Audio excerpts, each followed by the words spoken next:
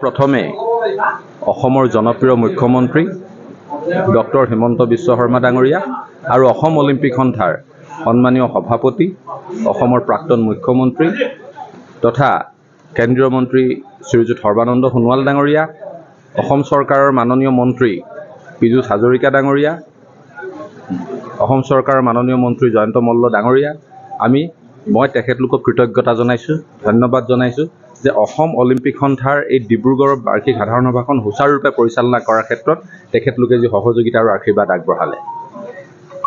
মই কৃতজ্ঞতা জনাইছোঁ ডিব্ৰুগড় জিলা ক্ৰীড়া সন্থাক এখন সৰ্বাংগ সুন্দৰ বাৰ্ষিক সাধাৰণ সভা ইয়াত তেওঁলোকে আমাৰ আতিথ্যৰে ইয়াত অনুষ্ঠিত কৰি 200 গৰাকী প্ৰতিনিধিক যোৱা 48 ঘণ্টা ধৰি তেওঁলোকে যি আতিথ্য প্ৰদান কৰিলে, আমি অসম অলিম্পিক সন্থা ডিব্ৰুগড় জিলা ক্ৰীড়া সন্থাৰ ওচৰত সদায় কৃতজ্ঞ হৈ ৰম।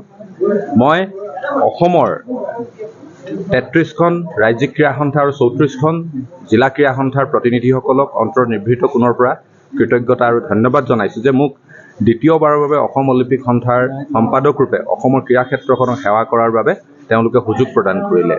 ইয়াৰ লগতে অসম অলিম্পিক সন্থাৰ অন্যান্য পদত নিৰ্বাচিত হোৱা মই সন্মানীয় প্ৰতিনিধি সদস্যক মই অভিনন্দন জনাইছোঁ আৰু অসম অলিম্পিক সন্থাই অনাগত দিনত বিশেষকৈ ভাৰতৰ প্ৰধানমন্ত্ৰী নৰেন্দ্ৰ মোদী ডাঙৰীয়াই 2036ত ভাৰতবৰ্ষই যি অলিম্পিক অনুষ্ঠিত কৰাৰ এক মনস্থ কৰিছে, তাৰ প্ৰতি লক্ষ্য ৰাখি অহা 12টা বছৰ অসম অলিম্পিক সন্থাৰ এটা ৰোডমেপ থাকিব, কি ধৰণে ভাৰতত অনুষ্ঠিত হ'ব লগা অলিম্পিক গেমছত আমি অসমে অধিক সংখ্যক অলিম্পিয়ান সৃষ্টি কৰিব পাৰোঁ। তাৰ বাবে অনাগত দিনত অসম অলিম্পিক সন্থাৰ প্ৰত্যেকগৰাকী কৰ্মকৰ্তাই অহৰহ কাম কৰিব। অসম অলিম্পিক সন্থা আমি এটা পৰিয়াল।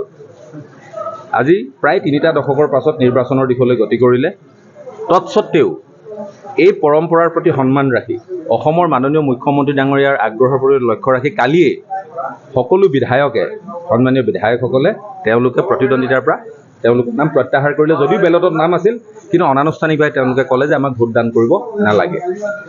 আজি কাৰ্যনিৰ্বাহক সভাত কেইবাগৰাকী আৰু বাৰ্ষিক সাধাৰণ সভাতো কেইবাগৰাকীও প্ৰাৰ্থীয়ে স্বইচ্ছাই তেওঁলোকে ক'লে যে যিহেতু আমাৰ ভোটদানৰ সম্পূৰ্ণ এটা যিটো ক্ৰিয়া পালন কৰিব লাগিব, কিন্তু আমি এটা পৰিয়াল হৈ থকাৰ স্বাৰ্থত, আমি একেলগে কাম কৰাৰ স্বাৰ্থত, কাৰণ কাইলৈৰ পৰা আমি সকলো একেলগে কাম কৰিম। আজিহে প্ৰাৰ্থী, ইয়াতো আৰু ধৰি লওক আপোনাৰ বিৰোধী দল শাসক দল নাই অসম অলিম্পিক সন্থাত।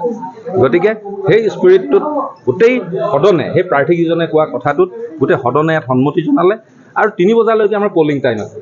3 বজালৈকে যিকেইগৰাকী সন্মানীয় প্ৰতিনিধিয়ে ভোট দিলে, তাৰ পাছত আমাৰ নিৰ্বাচনী বিষয়াই বাৰম্বাৰ এনাউন্সমেণ্ট দিলে, আমাৰ টাইমো এক্সটেণ্ড কৰিলে যে আৰু যদি কোনোবাই ভোটদান কৰে তেওঁলোকে কৰিব পাৰে। কিন্তু 3:05 যেতিয়া আৰু কোনো প্ৰতিনিধি নাহিল, তাৰ পাছত ভোটদান সমাপ্ত কৰে আৰু ভোটদানৰ ফলাফল ৰিটাৰ্ণিং আমাৰ নিৰ্বাচনী বিষয়াই ঘোষণা কৰিব।